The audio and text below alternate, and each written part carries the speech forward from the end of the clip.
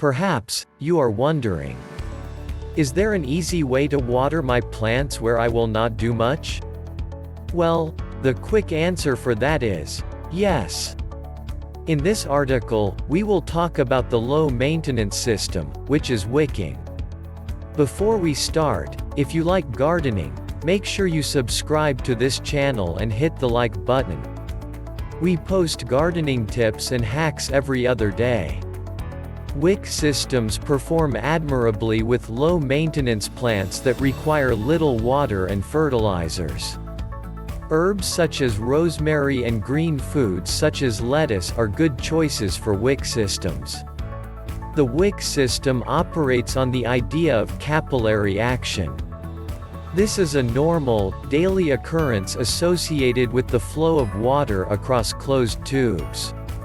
There are countless instances of capillary action in our everyday lives, such as water being absorbed by paper towels and particular materials absorbing perspiration from our skin.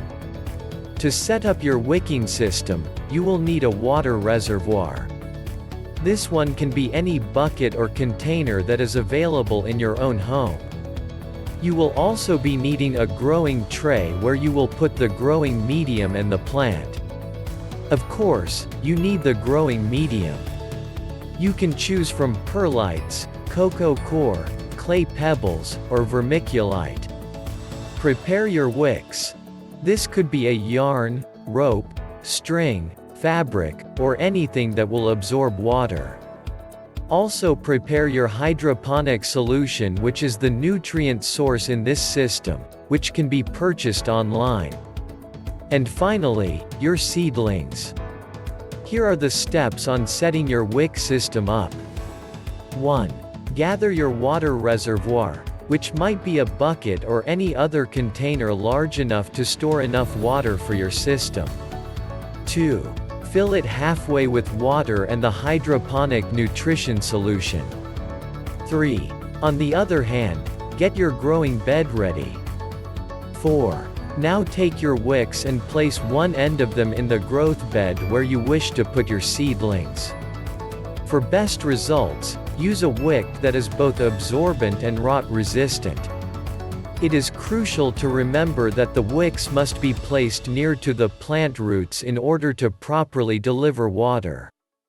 5. Secure the wick's place by placing your growth media and seedlings on the growing bed. Select a high absorbent, water-retaining medium such as coco coir, perlite, or vermiculite.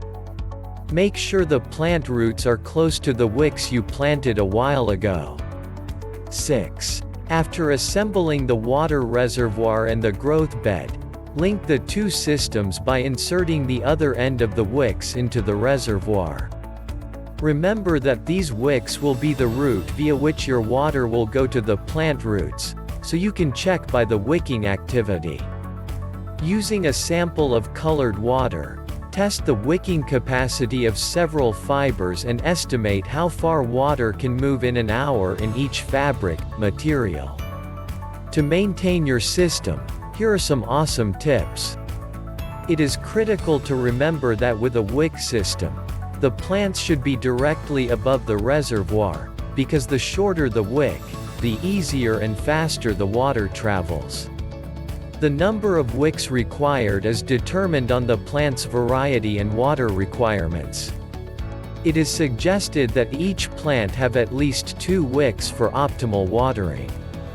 A wick can be constructed from a number of materials, such as nylon cable, wool rope or strip, braided yarn, propylene strips, mop head strings, and even strips cut from old t-shirts or blankets.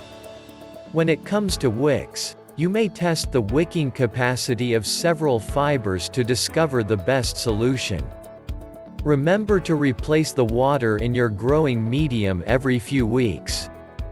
This will help in the elimination of any excess nutrients that might promote the growth of algae and other microbes.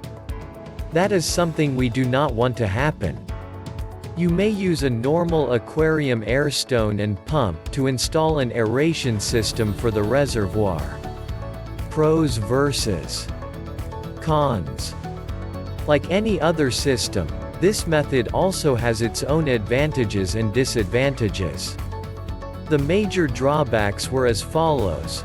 Larger, water-hungry plants and veggies are not recommended. Nutrient delivery is inefficient. Wick systems also have the drawback of providing nutrients in a less effective manner. Heavier feeding plants may require nutrients more quickly than the wicks can provide them to the roots. Lettuce and herbs are often light feeders, but tomatoes, peppers, and most fruiting plants are heavy feeders. Another disadvantage of wick systems is that plants do not absorb nutrients and water uniformly, and the wick does not know which nutrients the plant needs. The plants absorb the nutrients and water they require and leave the balance in the growth media. This can lead to a hazardous accumulation of mineral salts in the growth medium. On the brighter side, the following are the benefits of using a wick system outweighs the mentioned disadvantages. It is the most basic type of hydroponics, ideal for novices. This system is low cost and simple to set up. Minimal upkeep is required. Energy inputs are kept to a minimum. Smaller plants, such as herbs and lettuce, will thrive in this environment.